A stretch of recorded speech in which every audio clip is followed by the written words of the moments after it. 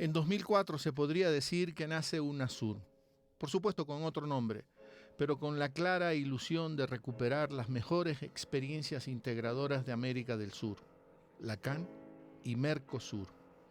Para eso tenía que diseñar mecanismos políticos que ayudaran a consolidar los procesos democráticos en nuestra región. Es América del Sur que, aunque compartimos sueños, tenemos grandes diversidades. UNASUR es puesta a prueba en cada proceso electoral y también en cada intento de ruptura democrática. De eso vamos a conversar esta noche con su cuarto secretario general, el colombiano Ernesto Samper, expresidente de Colombia y que sabe de tantos avatares que muchas veces ha producido la aún frágil institucionalidad suramericana.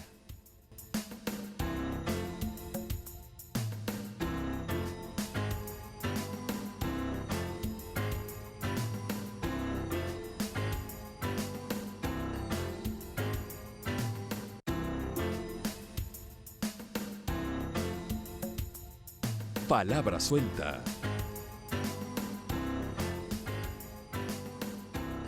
¿Qué tal? Buenas noches, bienvenidas, bienvenidos. Palabra suelta con usted, como siempre, por la televisión pública de nuestro país. Este día, miércoles 8 de junio, estamos en esta hermosísima sede, en el salón principal, Salón de la Democracia. ¿Es así el nombre? Salón Simón Bolívar. Bueno, que es casi lo mismo. Sí, de cierta manera sí. De UNASUR, en este emblemático ya edificio que está aquí en la mitad del mundo, sitio obligado para todos los turistas de afuera o de adentro que vengan acá a la ciudad de Quito, que vivan en la ciudad de Quito. Y nuestro invitado de esta noche es el expresidente de Colombia, que como decía en la introducción, resulta el cuarto secretario de la Unión de Naciones Suramericanas.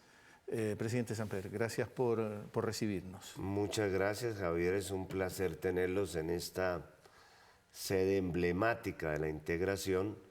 Faltó mencionar que aquí tenemos varios símbolos. En este salón está el cuadro de Guayasamín, el famoso mural de Guayasamín de las manos. ¿Eso es propio o prestado? Ese es prestado, pero creo que el presidente Correa se encargará de que sea como si fuera propio. Y tenemos también la Biblioteca García Márquez, estamos en el Salón Bolívar, tenemos el Salón Antonio José de Sucre, el Salón San Martín, vamos a tener el Salón Pablo Neruda. Son todos los símbolos de la integración aquí presentes. Y en donde la cultura juega un papel importantísimo. Fundamental, es que la verdadera fortaleza de la integración suramericana es su identidad. La diferencia entre el proceso europeo y el proceso suramericano es que Europa es una integración tratando de convertirse en nación y nosotros somos una nación tratando de hacer integración, que es más fácil.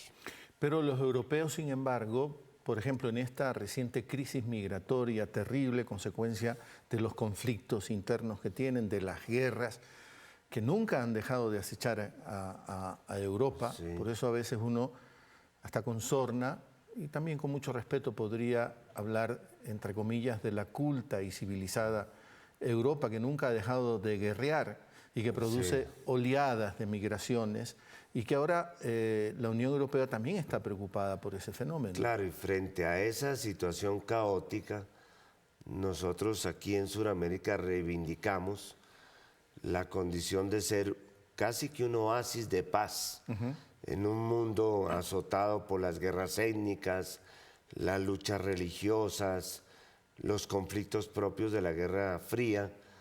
No deja de ser una muy buena noticia que hay una región como Sudamérica en la cual no es que no tengamos conflictos, los tenemos pero no los resolvemos matándonos.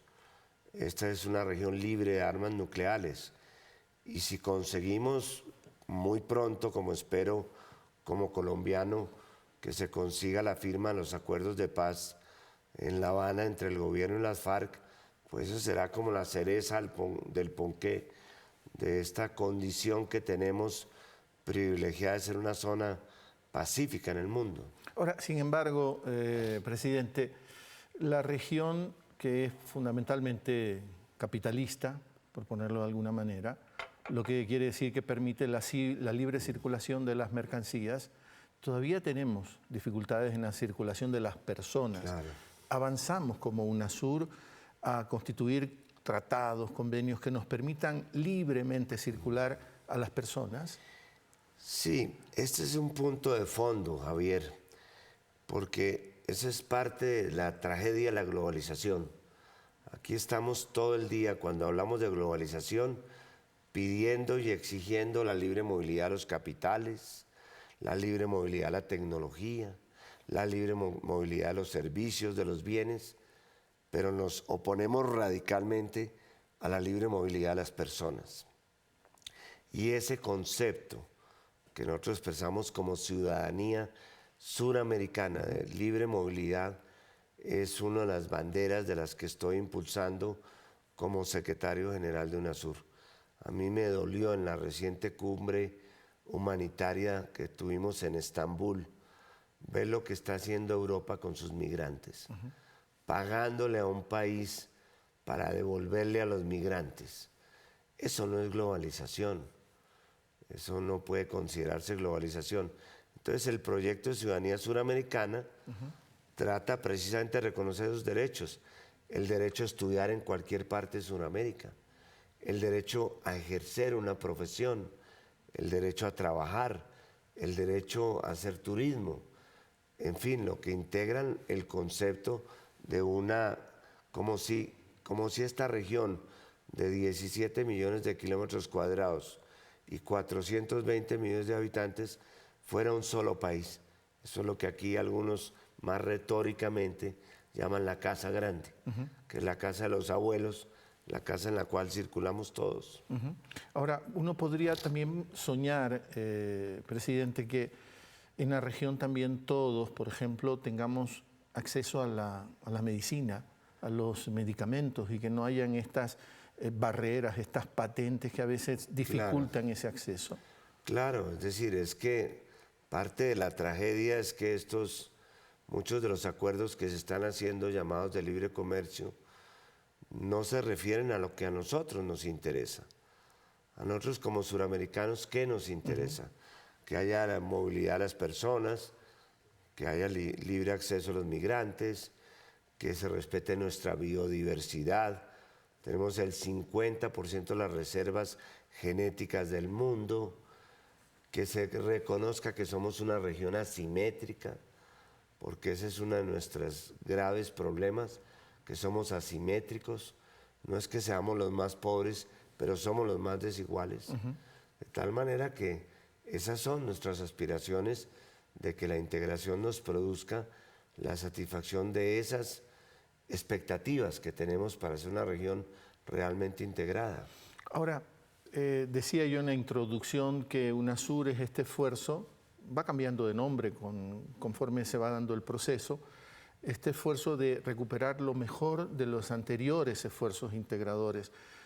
¿Cómo vamos en eso, presidente? Mira, UNASUR es un escenario político que nació de una respuesta a tres conceptos fundamentales. El primero, al cual ya nos referimos, mantener esta región como una región de paz. El segundo, mantener la continuidad de la democracia que se consiguió en los años 70 y 80, cuando superamos la época aciaga de las dictaduras. Y el tercero, superar los modelos mercadistas que a finales del siglo pasado produjeron más de 180 millones de pobres en la región. Por eso la región en la última década ha sido una región de oro, una década de oro. Hemos sacado 120 millones de pobres de su condición de pobreza, hemos crecido a más del 5%, generado empleo, y una de las grandes preocupaciones que tenemos en este momento es que la crisis económica que está viviendo la región y muy profunda no termine costándonos el que una cantidad de gente que logramos sacar de la pobreza y pasarla no a la riqueza, sino a una condición de clase media baja, no tenga que desandar el camino y volver a su condición de pobreza o de indigencia. Eso sería lamentable para la región. Ahora, usted tiene esta rara mezcla desde el punto de vista académico, profesional, de abogado, economista, creo que de la Javeriana de Bogotá. Yo soy de la Javeriana, pero esa mezcla me fue muy útil en la presidencia, Javier, porque cuando había reuniones de economistas y no sabía cómo convencerlos, les decía, eso no se puede porque es inconstitucional. Y cuando había reuniones de abogados, les decía, eso no se puede porque es inflacionario. Las carreras dan lenguaje. Sí. Y el lenguaje te permite moverte con facilidad. Cada carrera tiene su metalenguaje, ¿no? Claro. Y esos profesionales como que encriptan lo que quieren decir. Tienen 100 palabras y con esas pasan las facturas mensuales. Pero yo decía rara mezcla más bien como virtuosidad, como virtuosismo, ¿no? Sí. No como una cuestión que no tiene valor. Decía que en la región tenemos estos problemas, hemos sacado a la gente de la pobreza. Parecería ser que hay otras tendencias en los recientes meses y la gente dice, bueno, tuvieron la década ganada y ¿por qué no consolidaron el proceso?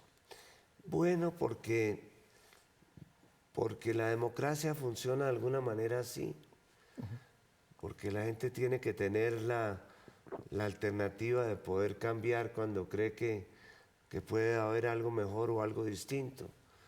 Y a mí me parece sano que de alguna manera la democracia funcione en uno o en otro sentido. Hace 30 años teníamos unos gobiernos identificados con posiciones quizás de derecha y eso fue cambiando paulatinamente. Pero fíjese usted que en esta década que le menciono, tanto gobiernos de derecha como de izquierda entendieron que si la región no invertía socialmente en legitimidad, los sistemas democráticos iban a quedar cuestionados. Y eso es lo que se ha logrado en estos años, que hemos defendido la democracia no solamente porque la gente vaya a votar, sino porque entendimos que la democracia es para que la gente esté mejor.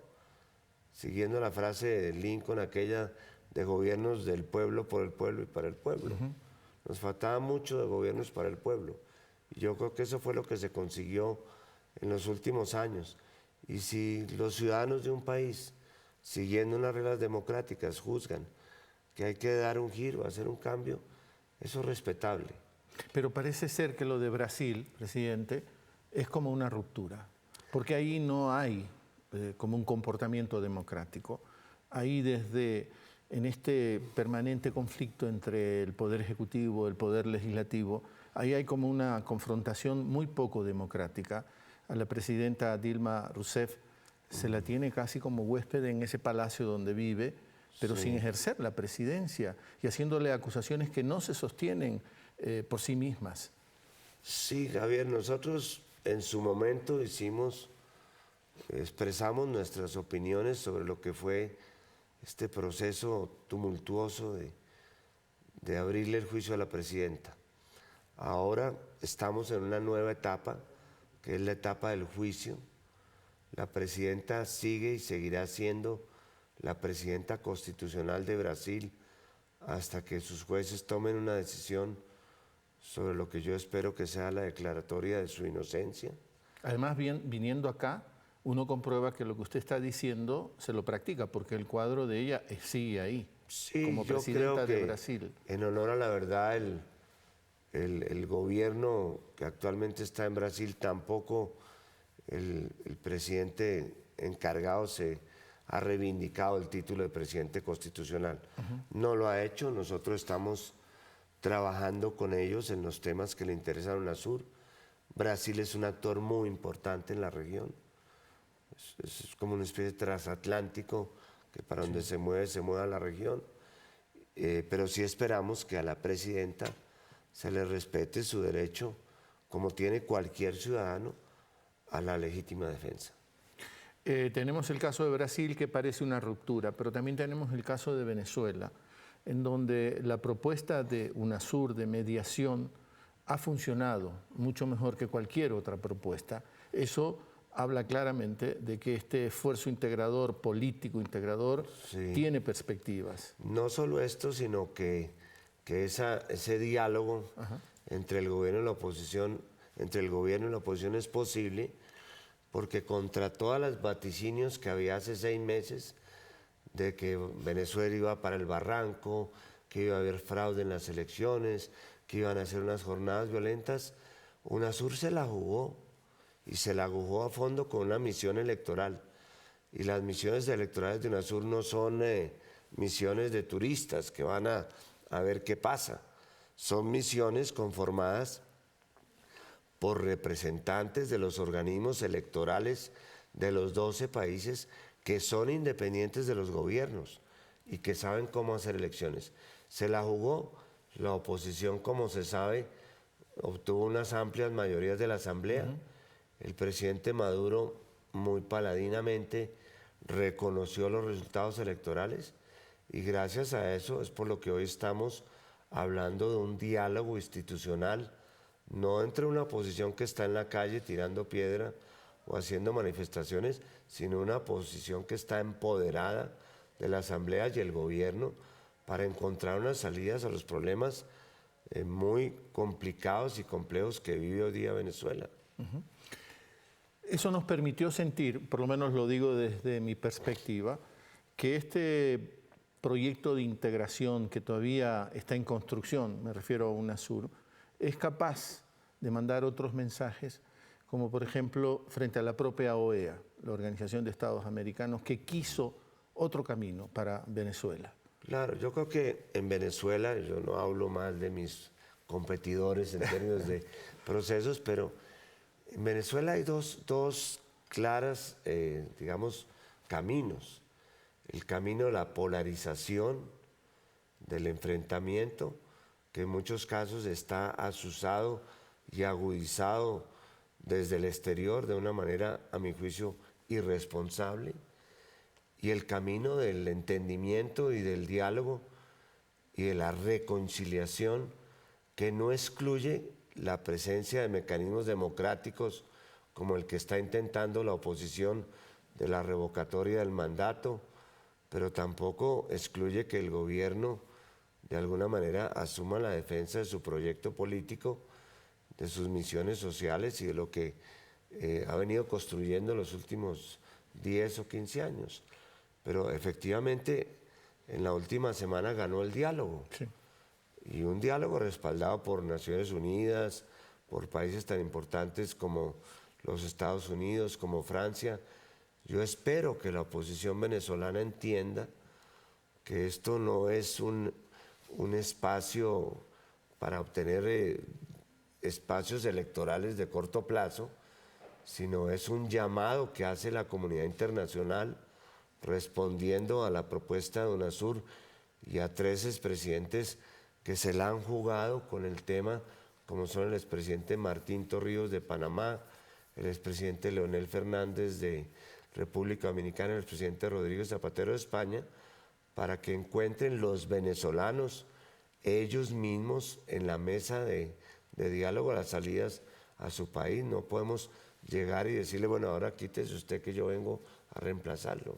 Ahora, usted ha sido presidente de la República de Colombia, usted desde muy temprana edad está metido en la política de su país, fue representante de su gobierno en las mismas Naciones Unidas para la Asamblea General. Quiero decir con eso que usted conoce y maneja ese lenguaje de la diplomacia. Pero la OEA frente a Venezuela no usó precisamente un lenguaje democrático. ¿No desvela eso un agotamiento de la misma institución? Bueno, digamos que yo no soy el llamado a derivar, digamos, a hacer juicios de valor sobre lo que afortunadamente no sucedió en el encuentro de la OEA. Yo celebro que se haya habido un respaldo al diálogo. Para eso está UNASUR. Y cuando hablamos de que UNASUR es un espacio político, no solamente nos referimos a que estemos defendiendo la paz, la democracia, los derechos humanos, también somos generadores de políticas públicas. Aquí hay 12 consejos sectoriales de defensa, de salud, de educación, que están en función de crear políticas que respondan a las necesidades de inclusión que tiene la región. Pero fíjese usted que las grandes intervenciones de UNASUR, aquí por ejemplo en Ecuador, cuando hubo el intento del golpe policial, cuando hubo el intento de golpe de Estado en Venezuela, la segregación territorial en Bolivia, siempre ha estado UNASUR corrigiendo, haciendo advertencias sobre la continuidad democrática. Ojo, no rompan el hilo de continuidad. La más reciente misión, no de observación, porque está claro, ¿no? Es de acompañamiento. De acompañamiento, que es lo que diferencia a las misiones de UNASUR cuando acompañan los procesos electorales, es la de Perú, el reciente domingo.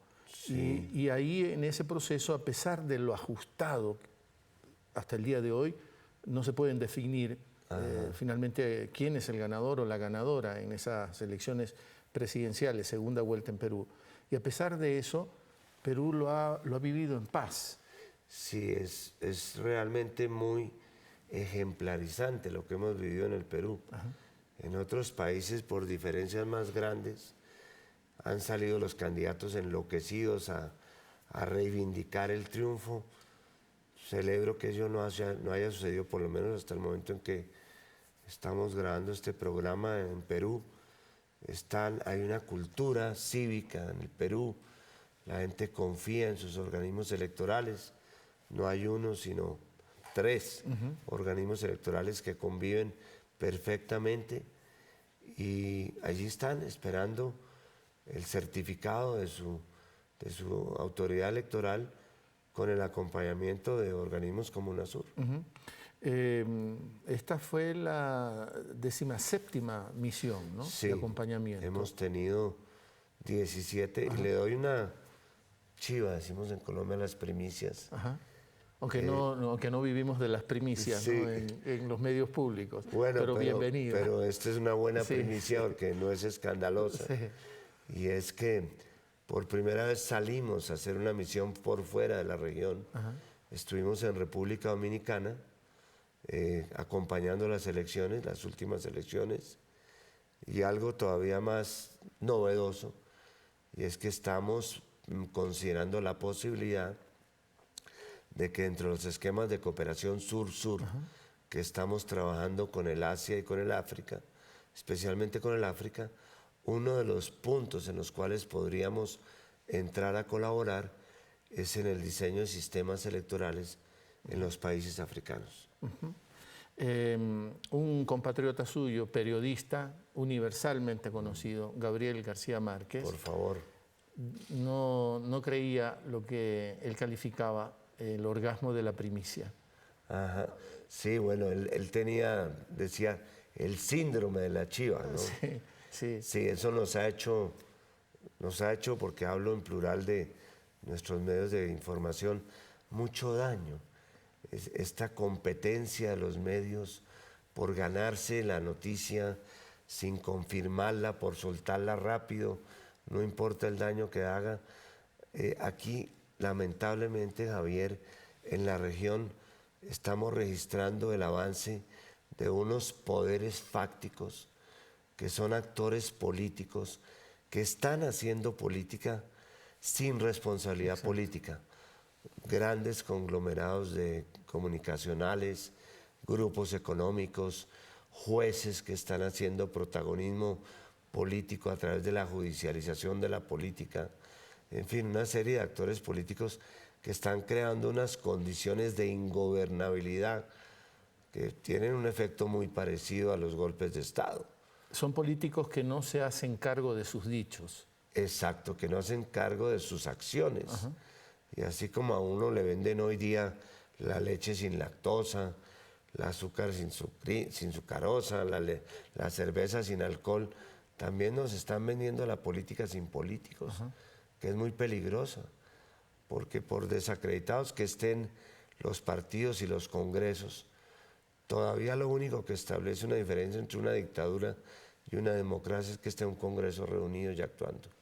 Es el doctor Ernesto Samper, el secretario general de la Unión de Naciones Suramericanas. Hacemos la primera corta pausa y ya regresamos con él.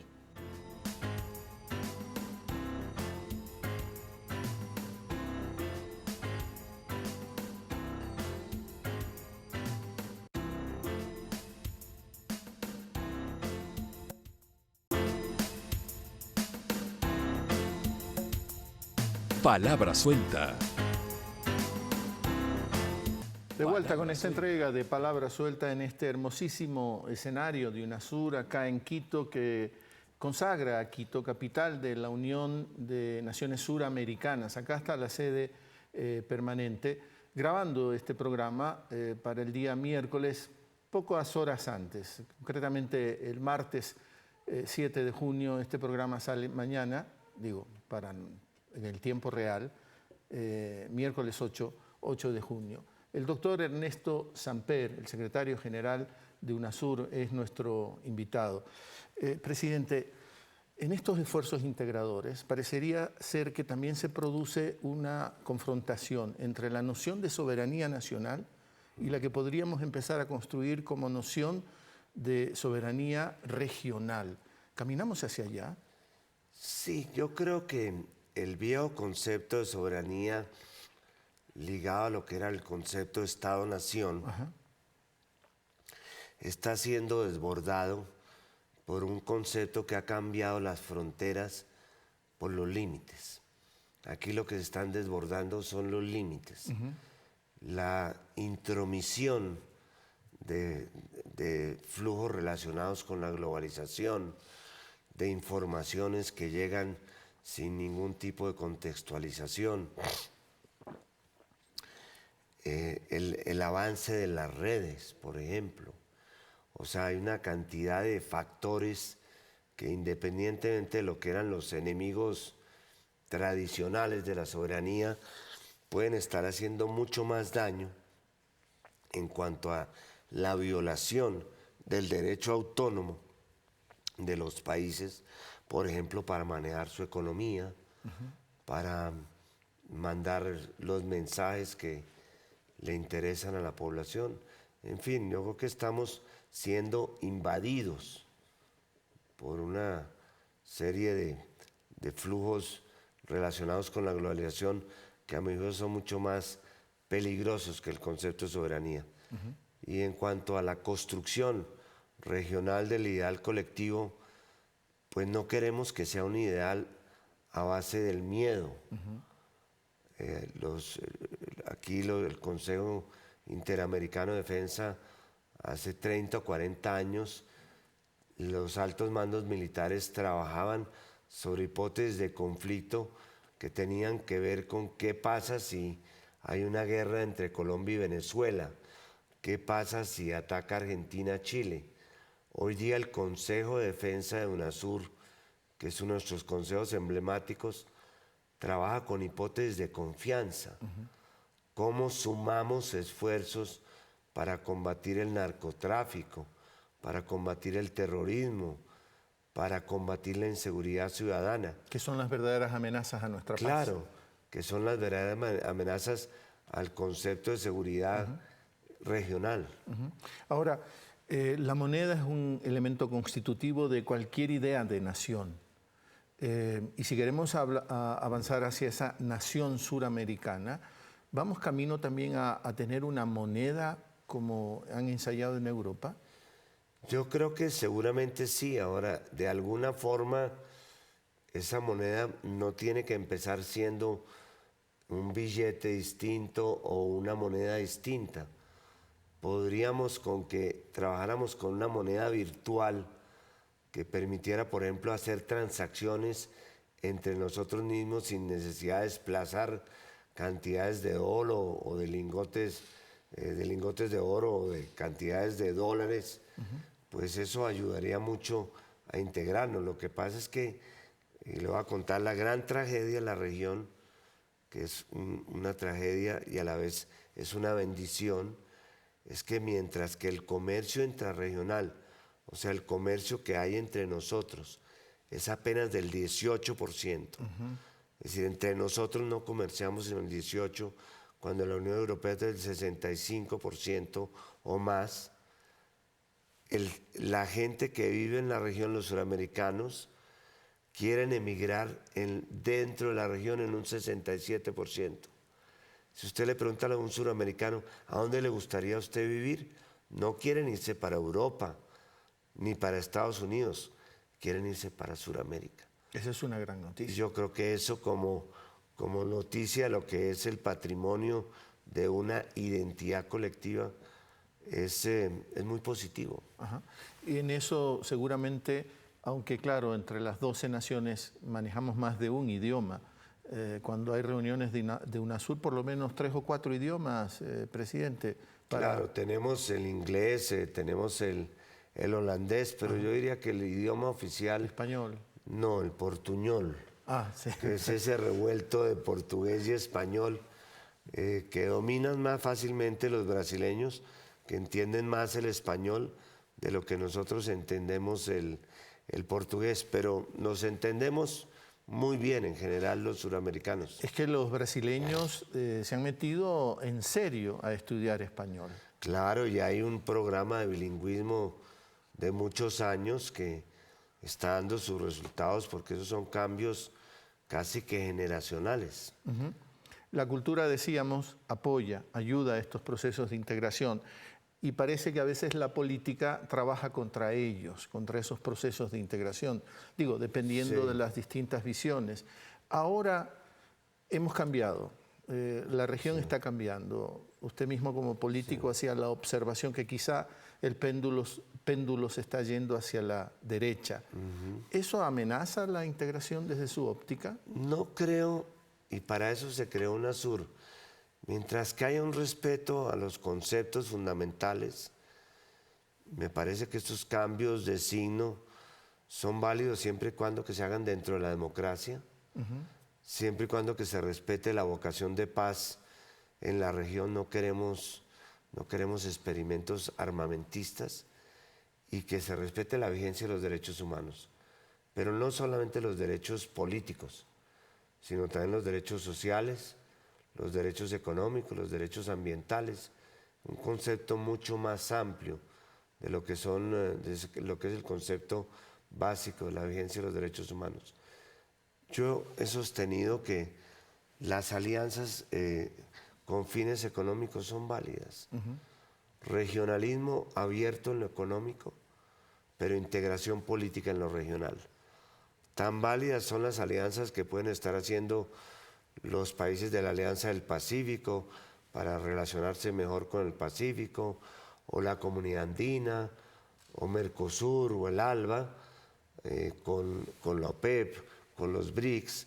Tan válidas son esas alianzas como la necesidad de que todos creamos en estos principios básicos que forman parte de lo que podríamos llamar el ideario común de la integración política suramericana. Ahora, yo tengo para mí, presidente, que a veces la derecha es más perturbadora frente al proceso democrático. Quiero decir, es la que ensaya alianzas para interrupción de la democracia, los golpes de Estado, las amenazas externas. Y entonces cuando eso pasa, me da la sensación, puede ser una lectura equivocada, de que hay amenazas a la democracia. Cuando hay, como hemos tenido un largo periodo, y quizás sea una simplificación, de gobiernos de tendencia progresista, de izquierda, como que empiezan las acechanzas y las amenazas a la democracia. Bueno, tal vez porque será que la izquierda se siente y la derecha se presiente, pero si los dos tienen un origen democrático y si los dos están comprometidos con los principios fundamentales, yo creo que esos temores no deben ser válidos. Es más, yo creo que, volviendo al ejemplo de lo que pasó en este siglo, si no se hubieran dado cuenta todos los gobiernos de la región, estoy hablando de gobiernos de derecha y de izquierda, al comenzar este siglo, de que o invertían en el tema social o superando lo que fue las terribles experiencias de los años 80 y 90 con los modelos aperturistas, o la democracia iba a quedar en riesgo. Si no lo hubieran hecho así, no estaríamos hoy día hablando de que estamos en una situación de democracia en toda la región. Pero todavía seguimos discutiendo si, por ejemplo, tener más escuelas, tener más hospitales, es gasto o inversión, cuando parecería ser que ya esa discusión deberíamos de dejarla atrás. Claro, ese es uno de los temas que tuve oportunidad de hablar con con el Papa en la reciente visita, aunque la visita fue privada. Esos conceptos, digamos, que van haciendo carrera equivocadamente, de que pagarle bien a los maestros o abrir una cama en los hospitales o crear una cadena agroalimentaria es un gasto social. Por favor, es una inversión social. Si algo tenemos que aprenderle a los modelos que hoy nos mencionan como los grandes tigres asiáticos, no es que ellos han invertido en infraestructura, que lo hicieron. Ellos invirtieron en educación y prepararon 2 o 3 generaciones que son las que hoy día están liderando el cambio. ¿Cuántos años les tomó, presidente? Una generación... ¿Que son, qué, 15, 20 años? 20, 25, 30 años. Ajá. Ahora ellos también tenían, como nosotros, la ventaja de lo que se llama la ventana democrática, perdón, la ventana demográfica. Y es que estaban en una situación en la cual, por la condición de juventud de sus poblaciones, a cada joven le tocaba sostener menos personas retiradas de lo que hoy día tienen que sostener, que esa la tenemos todavía en la región, en Latinoamérica. Cada joven sostiene menos de un retirado, pero en 15 o 20 años cada joven tendrá que sostener a un retirado y medio o algo por el estilo. ¿Cómo es el Papa como persona? ¿Cómo fue ese Es diálogo? como hablar con Dios. ¿Sí? Son personas, es una persona amable. Para uno, yo había conocido ya a otros papas, pero hablar con un papa en el idioma de uno, Es una maravilla. que tiene códigos culturales, que no hay que explicarle los chistes con PowerPoints, sino los captan directamente, que tiene retroécanos. Que usted tiene a disposición todos los matices del idioma. Claro, que uno tiene la posibilidad de hacerle un giro idiomático, o de emplear una palabra que la comprenden los suramericanos, como el che. Sí. Todo eso son ventajas. Ahora, yo creo que el Papa está haciendo una revolución en la iglesia, y es un tsunami lo que está haciendo desde el punto de vista no solamente social. Yo creo que el Papa no necesitaba ni hablar, porque él mismo es un mensaje. Ahora, yo espero que los episcopados suramericanos y latinoamericanos, que de alguna manera vienen de ese cambio que se hizo de la conservatización de los obispos para matar la experiencia, la teología de la liberación, respondan a ese cambio.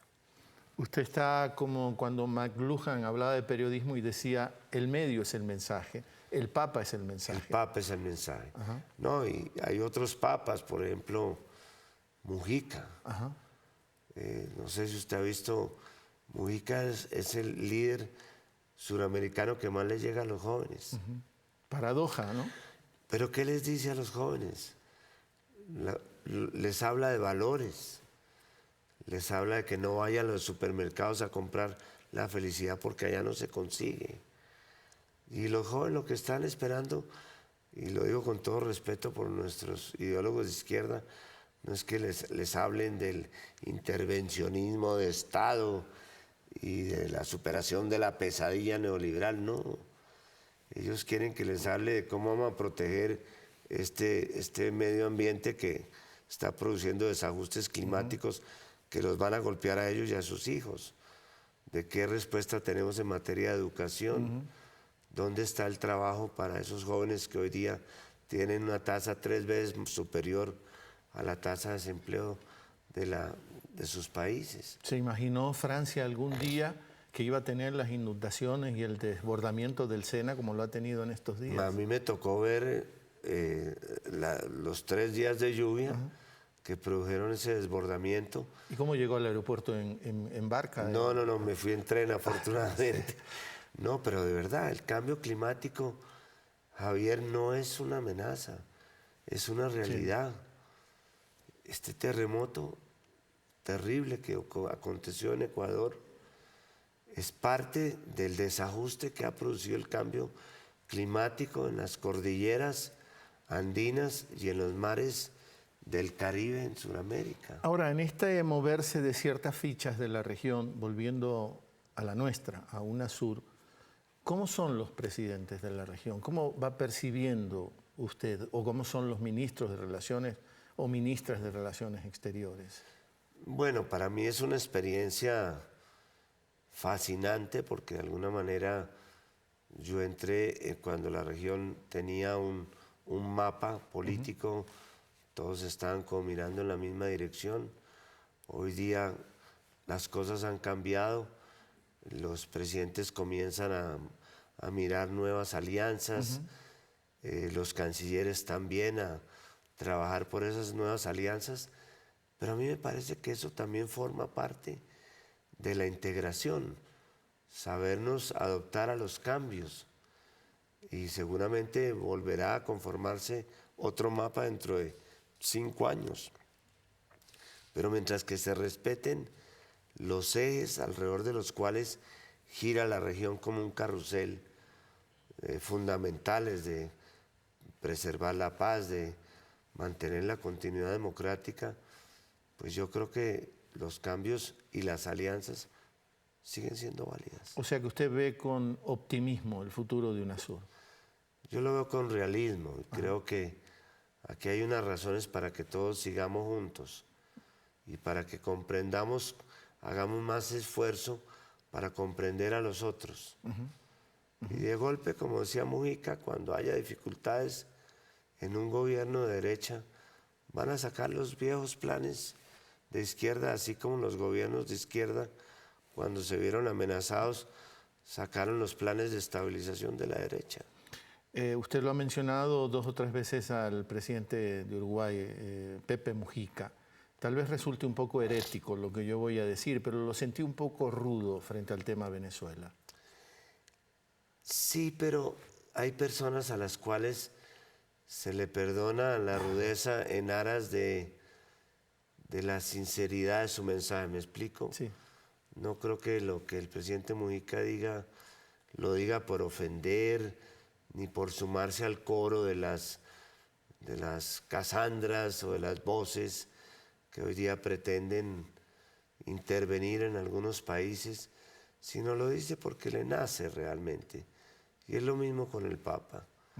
Yo creo que esa sinceridad de su mensaje no se debe interpretar como que han tomado partido con o contra de alguien, sino como una orientación sincera. Es el doctor Ernesto Samper, el secretario general de UNASUR, nuestro invitado en esta entrega de Palabra Suelta. Última pausa y ya regresamos con él.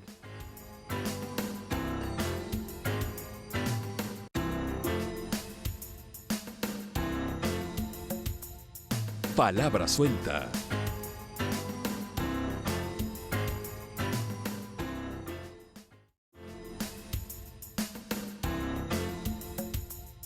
Palabra Suelta. De vuelta, última pausa o último segmento más bien de esta entrega de Palabra Suelta en esta hermosa sede de UNASUR, conversando con su secretario general, el 4º secretario general de este esfuerzo integrador suramericano, el presidente Ernesto Samper. Kirchner fue el primero, María Emma Mejía, Sí. La segunda, Ali Rodríguez de Venezuela el tercero y usted el cuarto. El cuarto, sí. Ali Rodríguez le apuntó a 2 periodos, si mal no recuerdo. No, ellos se dividieron el periodo entre María Emma Mejía y Ali. Ya. El periodo de 2 años. Pero el estatuto dice que dura 2 años el secretario general y puede optar por una reelección. Exactamente. ¿Usted va a optar por eso? Mira, las cosas son tan cambiantes que yo en estos temas tomo mis decisiones ya cuando esté encima el plazo, porque creo que cualquier decisión que tome de alguna manera puede afectar el normal funcionamiento para bien o para mal. Y prefiero hacerlo cuando ya se avecine el momento. Es agosto el momento. Finales de agosto. Sí. O sea, no está muy lejos tampoco. No está muy lejos, no está muy lejos. Tampoco muy cerca, porque aquí el tiempo, aquí puede pasar todo en la región, especialmente lo que uno cree que no puede pasar.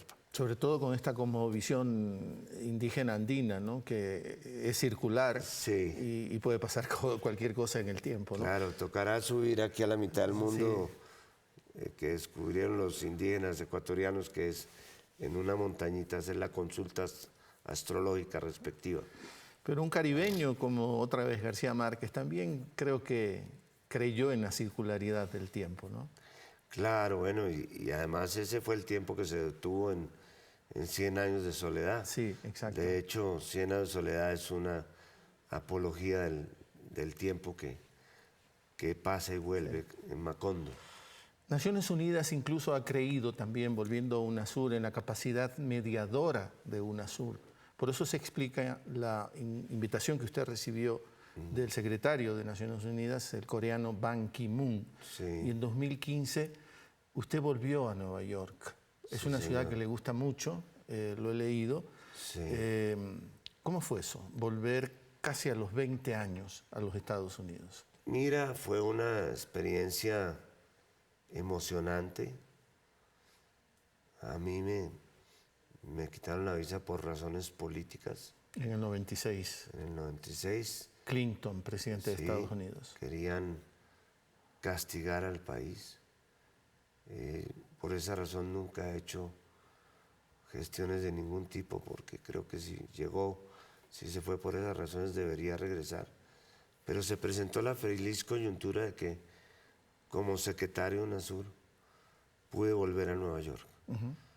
Y creo que el primer día sé que tú también quieres mucho Nueva York, hice un recorrido durante 24 horas de lo que han sido mis sitios de Nueva York, en el Central Park, el pequeño restaurante italiano. Yo vi la foto suya y de fondo el edificio Chrysler. Claro, es que Nueva York no es para visitar, es para caminar. Sí.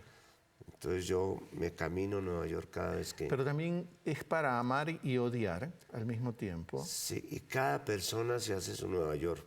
Eso de que Nueva York se la empaleste, no. Nueva York es la pequeña ciudad que cada uno se hace con el tipo oriental, que es el que lava la ropa, el mercado chino donde le venden la salsa de soya. En fin, es como el entorno que uno se construye, obviamente con el telón de fondo de la gran Nueva York. ¿Y por qué Clinton, en 1996, siendo usted presidente, quería castigar a Colombia? Porque ellos, como ha sido su costumbre en muchos gobiernos, querían un chivo expiatorio para el tema de la droga. Y yo, la verdad, no era así propiamente el presidente que hubiera sido más complaciente con la ideología norteamericana.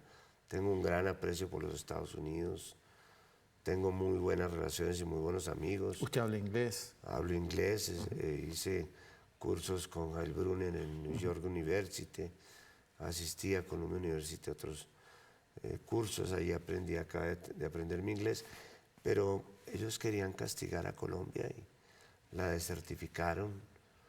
No ha habido un gobierno que haya hecho tanto en la lucha contra el narcotráfico como hizo el mío, pero ellos querían tener una víctima propiciatoria para mostrar. Lo acusaron de que en su campaña electoral el cartel de Cali había puesto contribuciones económicas. Exacto, esa fue una acusación de la cual fui totalmente exonerado, y cuando se produjo la exoneración tomaron la decisión de desertificar a Colombia para mantener la presión sobre el país. ¿Y cómo hace un ser humano como usted para liberarse de esos estigmas? No, yo no me muero por ir a ver al Pato Donald. No tengo visa, pero tengo Diners y tengo otras tarjetas de crédito. No, yo vivo feliz en mi país y no necesito vivir en ningún otro país para estar contento, excepto aquí en Ecuador, que me ha recibido muy bien y que hoy considero mi segunda patria. Lo malo es que de los estigmas muchos se hacen eco. Y estoy hablando y pensando también en las grandes cadenas mediáticas. Bueno, pero estamos expuestos a eso. Dentro de esto que le comentaba, los poderes fácticos, uno de ellos son la forma como se ha simplificado y banalizado la información. Hoy día la información es truculenta, sigue los estándares del rating, saber quién captura más el morbo del televidente. Creo que ha habido juicios que yo no soy el más recomendable para hacer aquí un debate, no conozco el tema, pero he sido víctima, quizás pueda hablar como víctima de la truculencia mediática. Pero repito, esos fueron momentos de mi gobierno, atizados por mis enemigos, una conspiración que llegó a producir hechos de sangre, que hoy se recuerda con mucha preocupación. Por fortuna el país siguió adelante y yo también. Ahora, usted no parece un liberal en el sentido clásico de la palabra. En el sentido europeo no. Yo soy una persona en términos colombianos más que de centro izquierda. Podría ser socialdemócrata en algunos países. ¿Eran así sus abuelos poetas? ¿Veían con simpatía? Sí, a su manera eran masones, alguno de ellos era masón. Por el lado Samper. Por el lado Samper, y en esa época ser masón era estar en contra de la... Peor que comunista. De la educación confesional, estar en contra de los poderes establecidos, de los terratenientes. Yo soy de una familia de clase media. Mi papá era profesor, mi mamá era maestra de escuela. Nos criamos sin ninguna dificultad económica, no voy a decir que tuvimos hambre, pero yo distingo entre lo que es la aristocracia y lo que es la oligarquía, digamos. No somos parte de la oligarquía colombiana, somos parte de quizás la aristocracia bogotana, quizás. Porque algunos miembros de su familia sí se han jactado de sus conexiones europeas. Sí, tengo un hermano que tiene pasaporte español, pero bueno, cada vez que llega a Bogotá en una semana le quitamos el acento y vuelve a engranar dentro de la colombianidad. A veces me he preguntado, presidente, si usted como colombiano, y no lo voy a decir con arrogancia, y revisando un poco la historia de Ecuador, y estoy seguro que usted conoce quién es Eloy Alfaro, ¿le faltó a Colombia una revolución liberal en el sentido alfarista que separe Iglesia de Estado y se hubiese evitado muchos periodos de violencia? No solamente le faltó a Alfaro, sino que le sobró Rafael Núñez, que fue el gran líder conservador de la segunda mitad del siglo XIX. Entonces hubo radicales, por supuesto, importantes, como Manuel Murillo. Y Alfaro, de hecho, tuvo contactos con los radicales liberales de la época y eran los que lo protegían cuando él iba a Panamá, y Panamá todavía era colombiana. Pero la influencia tan fuerte de Núñez, que era un cartagenero muy inteligente y muy conservador, godo lo llamamos nosotros. Godos. Y la falta de un Alfaro que hubiera canalizado los procesos de desamortización de bienes de manos muertas, de reparto de tierras, de alguna manera la incorporación al mercado de trabajo de los esclavos liberados, nos hizo falta un Alfaro. ¿Y por qué Colombia no quería tanto a Bolívar? Yo creo que ese es un mito. A mí me parece que tenemos un héroe que veneramos, que era Francisco de Paula Santander, que era más un abogado y un académico que un estratega militar y político como era Bolívar.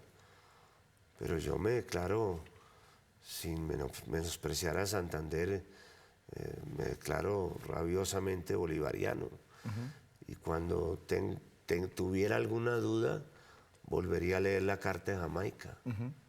La maravillosa Carta de Jamaica. La maravillosa, esa visión de una persona que ha salido derrotada, que no le han entendido su mensaje de que la reconquista venía por las vías militares, que tenía un concepto de lo que debía ser la América Unida, que pensaba que el Istmo de Panamá debía ser su capital.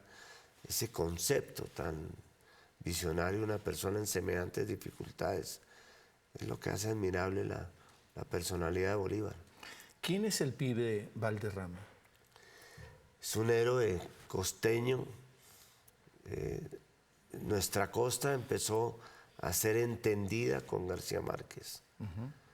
A mí, por ejemplo, en Bogotá, jamás vi un partido de béisbol por televisión. Se suponía que se lo jugaban los costeños, lo llamaban, como aquí los monos, ¿no? Sí, yo soy mono. Yo sé que tú eres mono. Bueno, pues allá los costeños Sí. consideraban que no trabajaban, que eran ociosos, y ellos lo que tenían era una manera de vivir totalmente distinta. ¿Y Mohamed Ali? ¿Quién era? Un símbolo de liberación, un símbolo para imitar. Él decía que el box era un pretexto para estar en el centro del escenario y poder decir lo que él quería. Sí, generalmente siempre ganaba por nocaut. Sí, es una persona que está más allá del deporte, ¿no? Fíjese cómo a mí me han servido mucho las enseñanzas de las personas que me antecedieron. Por ejemplo, había un personaje que yo quise mucho, el expresidente de Julio César Turbay, Ayala, que decía... El del corbatita. Sí, decía, si quiere triunfar en política, hágalo de los buenos aviadores. Vuele alto y no mire para atrás. Y por ejemplo, Alfonso López Miquelsen, que era mi mentor político, me decía, le voy a dar un consejo. El único consejo que le voy a dar, no pida consejos. No pida consejos. ¿Y a quién lee hoy? Con esa tradición también de colombiano, con grandes escritores, escritoras. Estoy muy dedicado al tema de la violencia en Colombia. Estoy leyendo un libro sobre lo que fue esta pequeña y reciente historia de los paramilitares en Colombia, que es sobrecogedora. Uno no se imagina que hubieran podido pasar cosas tan malas en tan poco tiempo y dentro del país. Estoy como un poco dedicado a eso, pero siempre me leo, en el curso del año trato de leer las novelas de los nuevos novelistas colombianos. Trato de leerme su última novela y por lo menos una novela del Premio Nobel del año. Y con el presidente Correa compartimos lecturas. Hemos leído, comentado lo de Piketty. Es un muy buen lector, el presidente Correa.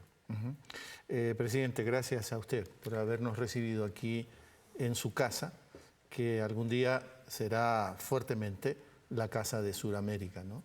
Está comenzando a hacerlo y muchas gracias por visitarnos aquí en la mitad del mundo. No podía ser en otro sitio donde estuviera la mitad de la integración, no solamente Sudamérica. Ojalá que de Latinoamérica, como usted pudo ver, aquí se hizo todos los actos de la CELAC. Sí.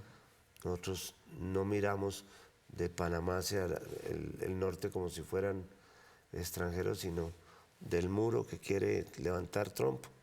De ahí hacia abajo somos los latinoamericanos. ¿Y cuántas veces teniéndolo tan cerca ha puesto un pie en el hemisferio norte y en el otro en el hemisferio sur? ¿Quién? ¿Trump? Usted, no, usted. Ah, bueno, aquí por fortuna UNASUR está en el lado sur de la mitad del norte, pero voy con alguna frecuencia al lado norte, que hay un museo artesanal que ha trabajado una persona con mucho cariño, y ahí le enseñan a uno todas las pruebitas del huevo y del equilibrio y todo eso. Yo creo que Trump nunca mira al sur. Trump no mira, ni oye. Como yo he dicho, es el gran Godzilla de la política mundial. Y está empeñado en construir muros. A mí no me preocupa tanto, o no solo Trump, sino que haya tanta gente que pueda tener siquiera la más mínima convencimiento de que esta persona le ofrece una salida a Norteamérica. Eso, como símbolo de una crisis profunda, me parece que es lo que va a analizarse en el fenómeno Trump. El que mucho se despide, pocas ganas tiene de irse. Sí, y no hay que creerle a las últimas preguntas de los periodistas. Gracias, de nuevo. A usted, como siempre, le agradecemos la compañía. Pásela bien.